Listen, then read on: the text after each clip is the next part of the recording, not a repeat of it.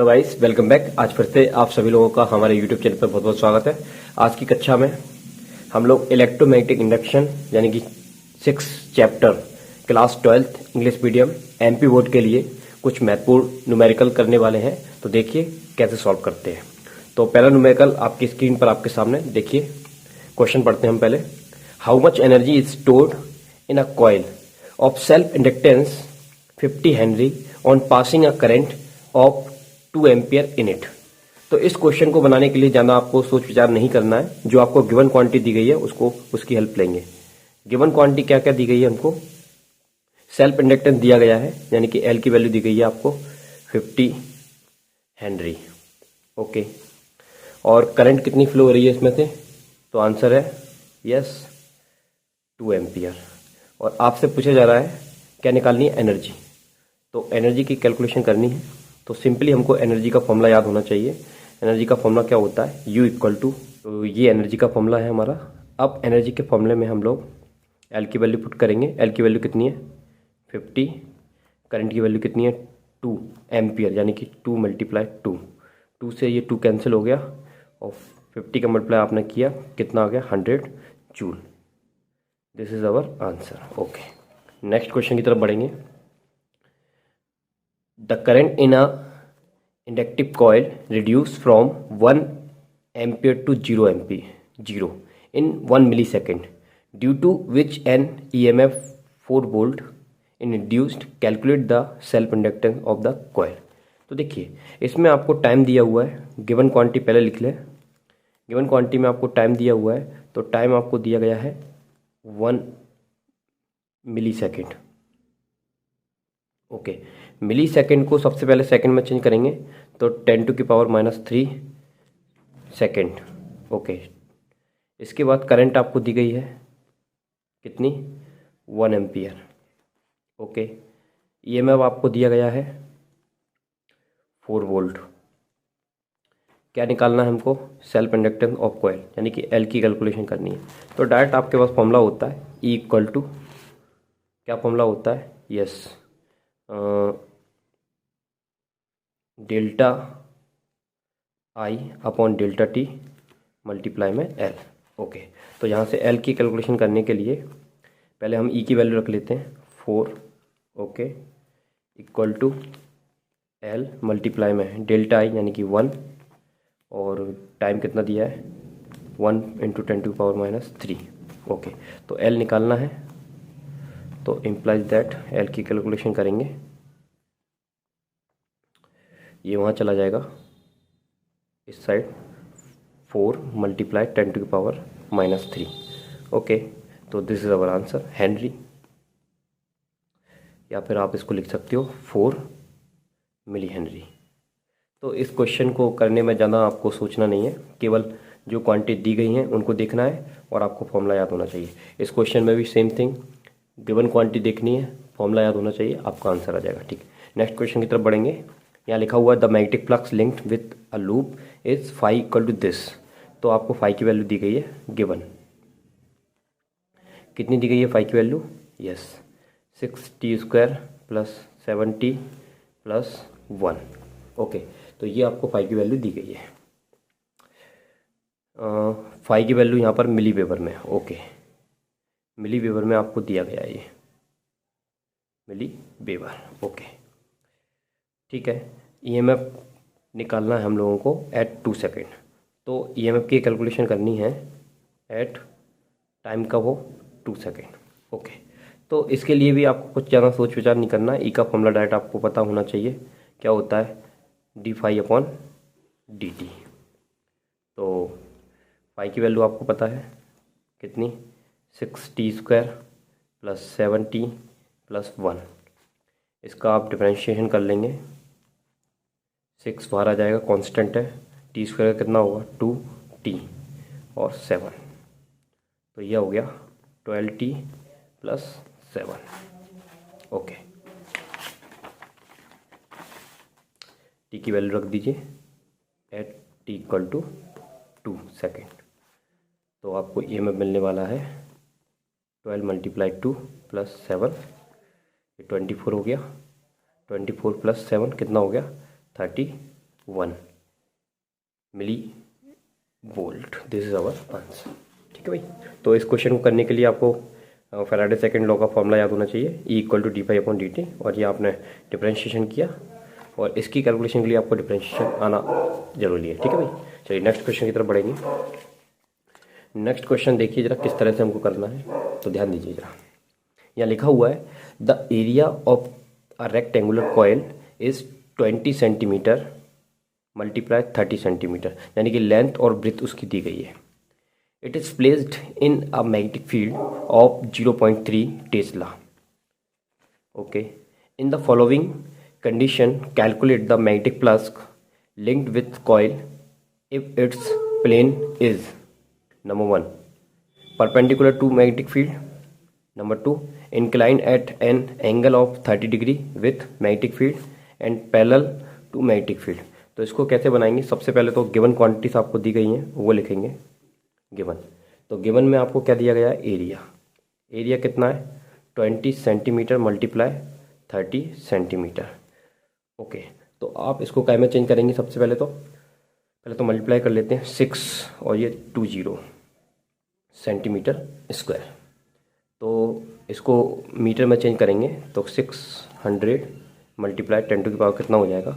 Minus का 4 metre square. तो ये हमने काय में चेंज कर लिया बेटा? इसको मीटर में चेंज कर लिया।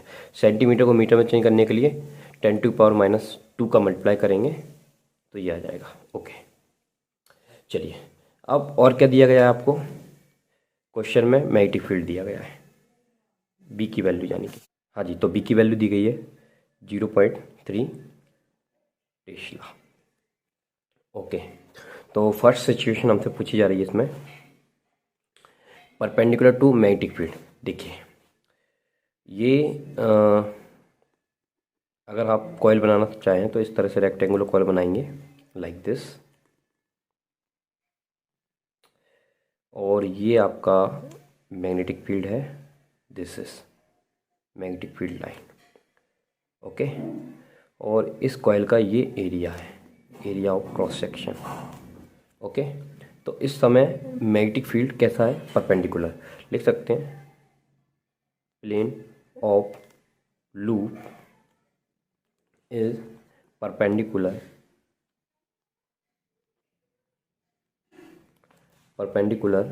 to direction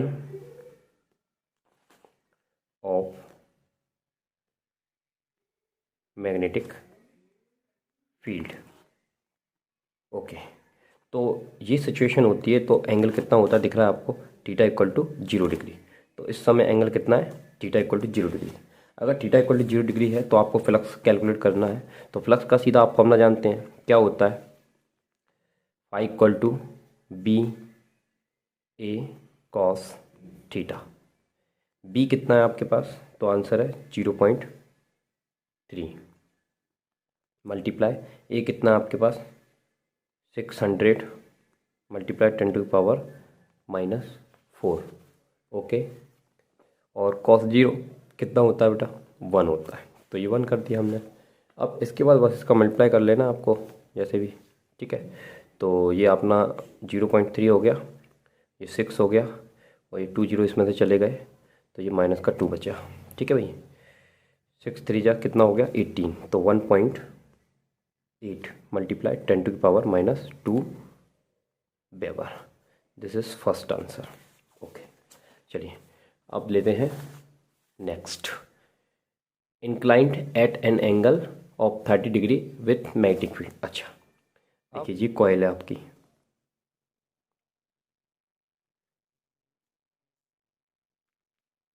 ये मैग्नेटिक फील्ड है आपका बी, और ये आपका क्या था? Area vector A. अब आपने इसको इंक्लाइन कर दिया। देखिए फिर से, ये आपका एरिया है, ठीक है, एरिया वेक्टर, ये कॉइल का एरिया वेक्टर है, ये मैग्नेटिक फील्ड है, और अभी इस समय एंगल कितना है? Theta equal to 0 degree. But आपने इसको क्या किया हुआ है कि 30 डिग्री पर इंक्लाइन करके रखा हुआ है। अगर आप 30 डिग्री पर इसको इंक्लाइन करेंगे तो उस सिचुएशन में क्या होने वाला है? पहले तो एक लाइन लिख लेते हैं, plane of loop is inclined at an angle 30 degree with the direction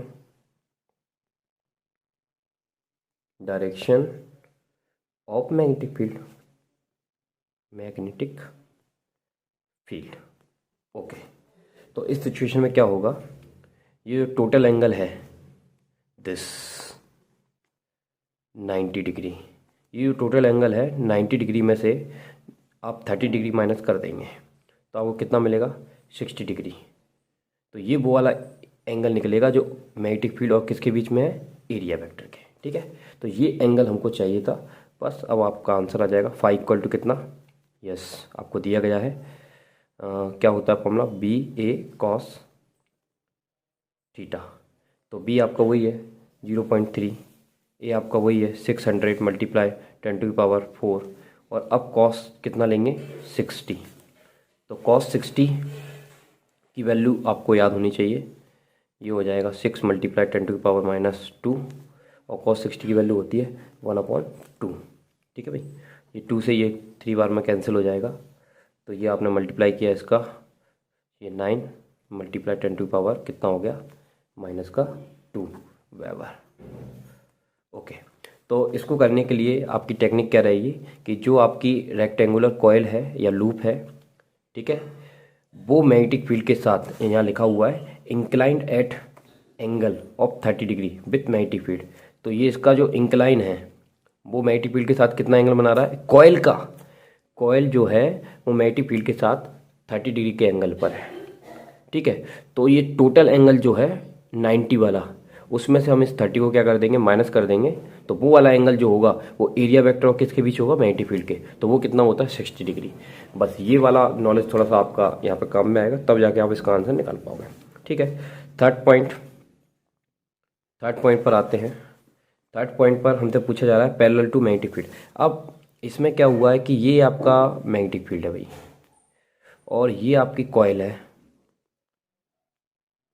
जो मैग्नेटिक फील्ड की कैसी हो गई, पैरेलल। तो मैग्नेटिक फील्ड के साथ इस कॉइल का जो एंगल बन रहा है वो एंगल कैसा है, तो आंसर वो एंगल तो 0 डिग्री है। बट हमको जो एंगल लेना होता है अपने फॉर्मूले में वो कौन सा एंगल होता है, यस ये area vector and magnetic field, वो कितना आ रहा है, थीटा इक्वल टू 90। और हमारा फॉर्मूला क्या होता है, phi equal to B A cos theta, और कॉस 90 कितना होता है 0। तो ये आपका डायरेक्ट आंसर हो जाएगा यहाँ पर पाई की वैल्यू 0। ठीक है, तो ये 3 सिचुएशन थी जो बड़ी ही आसानी तरीके से सॉल्व हो गई। बट आपको जो गिवन दिया था उसके इसकी हेल्प ली हमने, और बस एक ही फॉर्मूला लगाए, और आपको सिचुएशन पता होना चाहिए। अगर आपका कॉन्सेप्ट अच्छा है तो आप इसको बड़ी आसानी से कर पाएंगे। Thank you. अब बढ़ते हैं नेक्स्ट क्वेश्चन की तरफ। नेक्स्ट क्वेश्चन हमारा सामने आ चुका है। ये क्वेश्चन क्या कह रहे हैं आपसे, देखिए, the area of coil is 100 centimetre square. देखिए ये वैसा ही क्वेश्चन है, फिर से इसमें गिवन क्वांटिटी देख लीजिए। पहले तो गिवन क्वांटिटी क्या दी गई है, yes area of coil 100 centimetre square. तो 100 सेंटीमीटर स्क्वायर को पहले तो आप क्या में चेंज कर लोगे, मीटर पर सेकंड में, तो 10⁴ मीटर स्क्वायर। ओके, देखिए यहाँ पे स्क्वायर लगा हुआ है तो 10⁻⁻2 पर भी स्क्वायर आएगा, इसलिए ये 10⁻⁻4 लिख रहा हूँ मैं यहाँ पर, ध्यान रखना। ठीक है, ओके, तो ये आ गया। It has 500 turns, it has 500 turns. तो इसमें नंबर ऑफ टर्न्स दिए गए हैं 500। ठीक है, if the magnetic field perpendicular to the plane of coil is, वो हमको दिया गया है 0.1 tesla, then what will be the magnetic flux link with the coil. तो हमको क्या निकालना है, मैग्नेटिक फ्लक्स की कैलकुलेशन करनी है। डायरेक्ट आपको फॉर्मूला याद होना चाहिए मैग्नेटिक फ्लक्स का, क्या होता है, NAB cos थीटा। ओके, और यहाँ पर कंडीशन दी गई है कि जो आपकी कॉइल है इस तरह से, वो मैग्नेटिक फील्ड के कैसी है, परपेंडिकुलर। तो अगर ये परपेंडिकुलर होगा मैग्नेटिक फील्ड के, तो इस समय एरिया वेक्टर और मैग्नेटिक फील्ड के बीच एंगल कितना आना है, 0 डिग्री। तो ये एंगल 0 डिग्री आ जाता है। तो देखिए नंबर ऑफ टर्न्स हैं 500 मल्टीप्लाई एरिया कितना है 100 मल्टीप्लाई 10⁻⁻4 और cos 0 कितना होता है बेटा 1 और मैग्नीट्यूड की वैल्यू कितनी है 0.1। बस आपको इसको सॉल्व कर लेना। देखिए सॉल्व करते हैं इसको। हाँ तो ये पॉइंट हटाया तो ये एक 10 आ गया। ठीक है भाई, एक 0 से एक 0 कैंसिल हो गया। ठीक है, और ये कितना हो गया 5 मल्टीप्लाई 10 और 10 की पावर ये हो गया, इसमें से ये चला जाएगा तो माइनस का 2 और ये 10 ये वाला है। ठीक है भाई, ओके। अब इसको और सॉल्व कर लेते हैं तो कुल मिला के इसका आंसर आ जाएगा 0.5 वेबर। ओके, तो ये आसानी से सॉल्व हो गया, बट आपको पता होना चाहिए कैसे करना है, इसके लिए एक ही फॉर्मूला आपको यूज़ करना है। ठीक है भाई, ओके। अब हम बढ़ते हैं नेक्स्ट क्वेश्चन की तरफ। हाँ जी, इस क्वेश्चन को करेंगे। देखिए ज़रा ये क्वेश्चन क्या है। A 2 meter long rod is placed in an aeroplane along east west direction। देखिए तो आपको स्टोरी पढ़कर पहले तो डायग्राम बनाना आना चाहिए। ये आपकी नॉर्थ डायरेक्शन है, ये आपकी साउथ डायरेक्शन है, ये आपकी ईस्ट डायरेक्शन है, ये आपकी वेस्ट डायरेक्शन। ठीक है भाई, ओके। 2 मीटर लॉन्ग ये लेंथ दी गई है किसकी, तो आंसर है रॉड। जो रॉड है उसकी लेंथ दी गई है, लेंथ ऑफ रॉड कितनी, आंसर है 2 मीटर।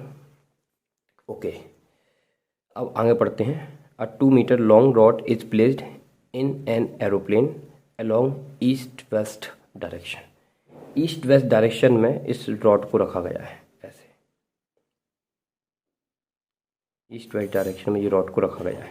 ठीक है भाई, the aeroplane flying up with velocity 36 kilometre per our. तो सबसे पहले तो एरोप्लेन की वेलोसिटी लिख लेते हैं, कितनी है 36 किलोमीटर पर आवर। ठीक है, तो किलोमीटर को पर आवर में चेंज कर लेंगे तो 5 अपन कितने का मल्टीप्लाई करेंगे 18 का, तो ये आ गया आपका 10 मीटर पर सेकेंड। ओके, ठीक है भाई, आगे बढ़ते हैं।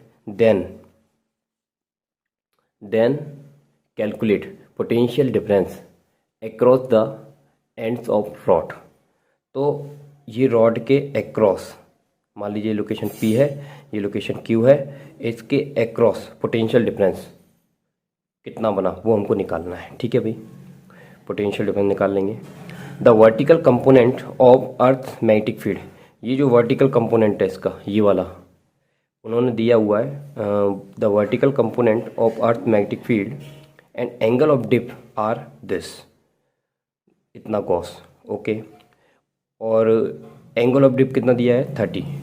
ठीक है भाई, तो एंगल ऑफ डिप दिया हुआ है 30 डिग्री और वर्टिकल कंपोनेंट आपको दिया गया है कितना, तो आंसर है V equal to, vertical component को हम लिखेंगे V √3 गॉस। तो गॉस में दिया है, इसको टेस्ला में कन्वर्ट करेंगे। तो टेस्ला में कन्वर्ट करने के लिए 10⁻⁻4 का क्या करना है हमको मल्टीप्लाई, तो दिस इज वर्टिकल कंपोनेंट। तो ये सब इंफॉर्मेशन हमको दी गई है। अच्छा, अब फिर से एक बार स्टोरी को पढ़ते हैं, हो क्या रहा है। A 2 metre long rod is placed in an aeroplane along east west direction, east west direction में रखी हुई है। ठीक है, the aeroplane flying up with velocity 36 kilometre per hour. Then calculate, ये ऊपर की तरफ जा रहा है ये एरोप्लेन। ठीक है, देखो ये ईस्ट वेस्ट डायरेक्शन में है और ये एरोप्लेन ऊपर की तरफ जा रहा है। तो देखो ये वर्टिकल कंपोनेंट है और ये हॉरिजॉन्टल कंपोनेंट है, और जब एरोप्लेन ऐसे ऊपर की तरफ जाएगा तो ये हॉरिजॉन्टल कंपोनेंट को क्या करेगा, कट करेगा। इससे क्या होगा, यस मैग्नेटिक फ्लक्स में चेंज आएगा और इसके अक्रॉस क्या आ जाएगा, एक EMF। वो EMF की कैलकुलेशन हमको करनी है। ठीक है, एनीवे तो पहले तो हम इसको थोड़ा सॉल्व करते हैं। हाँ, तो हमको ज़रूरत किसकी पड़ेगी वो देखते हैं। तो सबसे पहले तो इसमें एक फॉर्मूला आपको याद रखना है, ज़रा देखिए, क्योंकि देखिए हमको वर्टिकल कंपोनेंट दिया गया है और ये जो एरोप्लेन ऊपर की तरफ जा रहा है ये हॉरिजॉन्टल कंपोनेंट काटेगा। तो हॉरिजॉन्टल कंपोनेंट क्या होगा वो हमको कैलकुलेट करना है पहले। तो उसकी कैलकुलेशन के लिए सबसे पहले तो आपको एक फॉर्मूला तुरंत याद आना चाहिए, वो होता है एंगल ऑफ डिप का, tan theta is equal to vertical component upon horizontal component. तो यहाँ से एंगल ऑफ डिप आपको दिया गया है कितना, यस 1030, और वर्टिकल कंपोनेंट आपको दिया गया है कितना, यस 1/4√3, और मल्टीप्लाई में तो आपका कितना है h। तो आपको हॉरिजॉन्टल कंपोनेंट निकाल लेना है यहाँ से। तो हॉरिजॉन्टल कंपोनेंट निकालेंगे आप तो h इक्वल टू कितना आएगा 1/4√3, मल्टीप्लाई में क्या आ जाएगा, अच्छा एक चीज़ और 10⁻⁻4 हमको नहीं भूलना है। देखिए 10⁻⁻4 था, तो यहाँ पर हमको 10⁻⁻4 नहीं भूलना है। तो ये 10 कितना है -4, और ये 1030 की वैल्यू कितनी होती है वो हम रखेंगे यहाँ पर। तो अभी फिलहाल मैं इसको 1030 ही रहने देता हूँ, ठीक है भाई। अच्छा थोड़ा सा और सिंप्लीफाई करते हैं, ये 10 की पावर ऊपर ले जाएंगे तो 4 हो जाएगा, प्लस का हो जाएगा, कहीं गलती तो नहीं हो रही है, एच इधर चला गया। हाँ जी फिर से ध्यान दीजिए, थोड़ा सा मिस्टेक हो गया यहाँ पर। देखिए ये 1030 V/H, V की वैल्यू हमारे पास कितनी है, तो आंसर है 1/4 × 10⁻⁻3, मल्टीप्लाई में कितना है, तो आंसर है 10⁻⁻4। ये मल्टीप्लाई में है ना कि डिवाइड में है, तो ये थोड़ी सी मिस्टेक हो गई है, इसको हम सुधार लेंगे। 10⁻⁻4, तो ये माइनस का 4 है और ये हो गया, ठीक है। और अब इसको थोड़ा सा हम सॉल्व कर लेते हैं। √3 से √3 कैंसिल हो जाएगा, तो हमारे पास कितना बचा, h इक्वल टू 10⁻⁻4/4, ठीक है भाई। तो ये आपका आ गया, तो आप चाहो तो इसको सॉल्व कर सकते हो, अदरवाइज इसको इतना ही छोड़ दें, या आप चाहो तो इसको सॉल्व भी कर सकते हो। तो 1/4 का डिवाइड करोगे तो आ जाएगा 0.25 मल्टीप्लाई 10⁻, कितना है -4 टेस्ला, ठीक है। तो ये तो हमारा आ गया, यस हॉरिजॉन्टल कंपोनेंट। अब इसको निकालने का मतलब क्या था, हमको निकालना था EMF। सो नाउ EMF का फॉर्मूला हमको पता होना चाहिए, BLV, ठीक है, ये EMF का फॉर्मूला होता है। तो बट हमारा जो यहाँ पर मैग्नेटिक फील्ड है वो उसका कौन सा कंपोनेंट है, H, इसलिए हमने H को पहले निकाला बस। तो अब आपको यहाँ पर H की वैल्यू रखनी है। H की वैल्यू हमारे पास कितनी है, 0.25 मल्टीप्लाई 10⁻⁻4। लेंथ आपको दी गई है कितनी, L2 मीटर, और वेलोसिटी आपको दी गई है कितनी, 10, ओके, ये वेलोसिटी 10 दी गई है। ओके अब इसको सिंप्लीफाई करेंगे, पॉइंट हटाएंगे, 2 0 बढ़ जाएंगे, एक 10 से ये 10 कैंसिल हो जाएगा, ये 5 बढ़ गया, ये 5 से 5, तो E की वैल्यू आ गई 5 मल्टीप्लाई 10⁻⁻4। तो this is our answer. EMF क्या होता है, वोल्ट, ठीक है। तो ये आ गया। हम चाहते तो इसकी डायरेक्शन भी निकाल सकते थे, बट इसमें डायरेक्शन पूछी नहीं गई है। तो इस क्वेश्चन को करने की टेक्निक फिर से समझिए। हमको लेंथ दी गई है, वेलोसिटी दी गई है, एंगल ऑफ डिप दिया गया है। यहाँ पर स्टोरी क्या है कि ये जो एरोप्लेन है वो ईस्ट वेस्ट डायरेक्शन में एक रॉड को लेकर अपवर्ड डायरेक्शन में जा रहा है। तो देखिए अर्थ के 2 कंपोनेंट होते हैं, एक वर्टिकल कंपोनेंट, एक हॉरिजॉन्टल कंपोनेंट। तो जब कोई चीज़ ऐसे जाएगी तो वो वर्टिकल को कट नहीं करेगी, यस हॉरिजॉन्टल को कट करेगी। तो हॉरिजॉन्टल कंपोनेंट के कट होने के कारण इसके मैग्नेटिक फील्ड में चेंज आएगा। अब मैग्नेटिक फील्ड में चेंज आएगा तो इसमें EMF बनेगा। अब वो EMF कितना है उसको निकालने के लिए पहले आपको ये पता होना चाहिए कि वर्टिकल कंपोनेंट कितना है, और वर्टिकल कंपोनेंट निकालने के लिए उन्होंने हमको हिंट दी हुई है, थीटा की वैल्यू दी है, एंगल ऑफ डिप और वर्टिकल कंपोनेंट दिया है, जिससे हम क्या कर सकते हैं, यस हॉरिजॉन्टल कंपोनेंट निकाल सकते हैं। उसके लिए आपको ये फॉर्मूला याद होना चाहिए। तो इसके बेसिस पर हमने हॉरिजॉन्टल कंपोनेंट निकाला और ये छोटी मोटी कैलकुलेशन की, और कैलकुलेशन करके हमारा हॉरिजॉन्टल कंपोनेंट आ गया। आप चाहो तो डायरेक्शन निकाल सकते हैं, कैसे निकालोगे, देखिए डायरेक्शन निकालने के लिए हम यूज करते हैं राइट हैंड रूल। अब राइट हैंड रूल में ये आपकी जो 4th फिंगर होती है ये मैग्नेटिक फील्ड की डायरेक्शन में होती है, और ये काई की डायरेक्शन में होती है, वेलोसिटी की डायरेक्शन में होती है, ठीक है, ओके। और ये किसकी डायरेक्शन में होती है, 4th। तो मैग्नेटिक फील्ड कैसा है, हॉरिजॉन्टल। तो मान लीजिए ये मैग्नेटिक फील्ड है हॉरिजॉन्टल, और ये कहाँ जा रहा है, उस पर फोर्स कहाँ लग रहा है, वेलोसिटी का फोर्स ऊपर की तरफ, तो इसकी डायरेक्शन होगी दिस वे। तो इसका ईएमएफ बनेगा Q2P। एनीवे इसमें हमसे डायरेक्शन पूछी नहीं गई, अदरवाइज डायरेक्शन पूछी जाती तो आप इसको निकाल सकते थे। ठीक है, ओके, ये हो गया। अब हम बढ़ते हैं नेक्स्ट क्वेश्चन की तरफ। अगले क्वेश्चन को देखेंगे, इसमें क्या पूछा जा रहा है हमसे। An EMF of 50 millivolt is induced in a coil when current in the neighbouring coil change from 10 ampere to 5 ampere in 0.1 second, calculate the mutual inductance. सबसे पहले तो आपको जो गिवन क्वांटिटी दी गई है उसके बारे में लिखेंगे आप लोग। तो गिवन क्वांटिटी लिख लेते हैं। गिवन आपको क्या दिया गया है, ईएमएफ दिया गया है। कितना दिया गया है ईएमएफ? सो आंसर है ई की वैल्यू दी गई है 50 मिली वोल्ट। तो मिली वोल्ट को काय में चेंज करेंगे आप? यस, वोल्ट में चेंज करेंगे, 10⁻³ का मल्टीप्लाई कर देंगे तो ये काय में चेंज हो गया? मिली वोल्ट में। ठीक है बेटा। अब आपको करंट दी गई है। करंट कितनी दी गई है? इनिशियल करंट कितनी है? 10 एम्पियर टू कितनी चेंज हो रही है? 5। तो आपको दिया गया है I1 10 एम्पियर है और I2 कितनी है? यस 5 एम्पियर है। और ये जो 10 to 5 होती है कितने टाइम में होती है? आंसर है डेल्टा टी 0.1 सेकेंड। तो आपसे पूछा जा रहा है कि म्यूचुअल इंडक्टेंस की कैलकुलेशन करिए। तो ठीक है, म्यूचुअल इंडक्टेंस के लिए हमको फॉर्मूला पता है, ES = MdIP/dt। ठीक है भाई, तो यहाँ से हम निकाल सकते हैं EMF हमको दिया गया है। सेकेंडरी कॉइल में EMF कितना? 50 × 10⁻³ हमको M की कैलकुलेशन करनी है। DI इसमें चेंज आपको दिया गया है कितना? I2 - I1। तो I2 - I1 आप कर लेंगे तो देखिए I2 कितना दिया गया है आपको? 5 और I1 कितना दिया गया है आपको? 10।